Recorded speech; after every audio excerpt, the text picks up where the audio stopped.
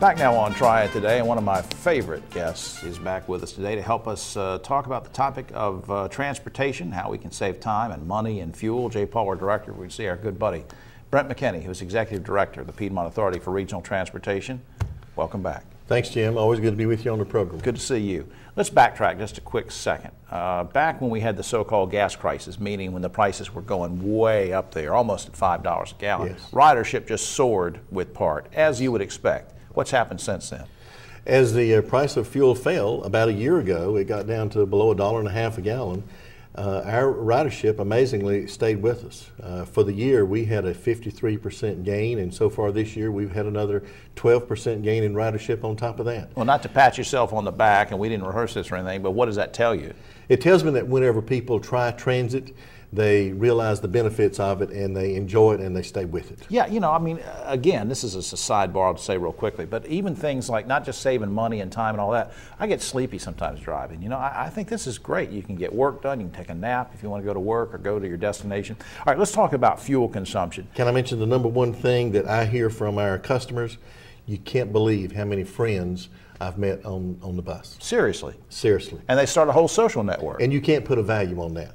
Well, and it can be good for, you know, just meeting friends and also business contacts too. It's good. Interesting.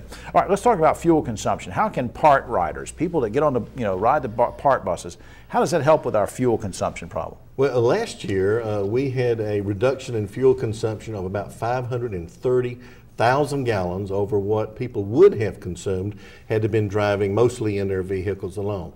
But we took into account ride sharing and van pooling, and yet we came up with a large consumption of fuel. How much money does that save an average part rider? I mean, I know it's going to vary, maybe or maybe not. What's the answer to that? Well, for the most consumers, the average price of fuel is about $2.46 last year. So do the math, it's about $1.2 million that was saved in fuel reduction.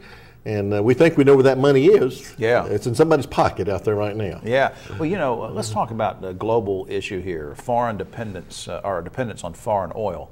You know, a lot of times we say, well, there's nothing as an individual I can do to make things better in this world, but that's not true, right? My favorite topic. Every year, our country purchases 72% of our fuel from other governments. Every year we send a stimulus package outside of our country, and it totals about $550 billion, that's billion with a B, dollars leave our country, go to other governments to purchase our fuel. So anytime that we can reduce the consumption of fuel, not only do we have money in our pocket, but we also cut off that leakage or that supply of funds leaving our country. You've heard the term, you know, think globally and buy locally. Well, it's time that we did that for our fuel as well.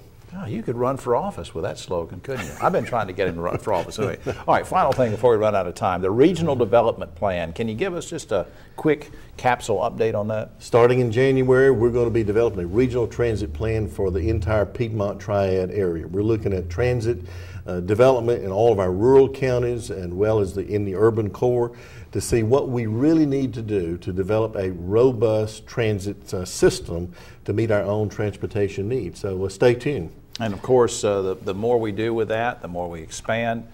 And look, this economy isn't going to get better overnight. And people are already saying, look, if I'm lucky enough to find a job, it might not be where I live or in my neighborhood. So once again, that can help with the economy by having you guys out there, right? Jim, we think that by developing a regional transit system that will meet our travel needs, that's going to be good for all of us. Yeah. Well, I tell you, you're doing a great job over there with PART, and I tip my hat to you. And here's something we want to share too, the website on PART. Go to that, and it'll tell you all about the schedules. Go and meet a new friend on PART and save some money and save some fuel. Our thanks to you. Thanks, Brent. Thank you, Jim. All right. We'll be right back now.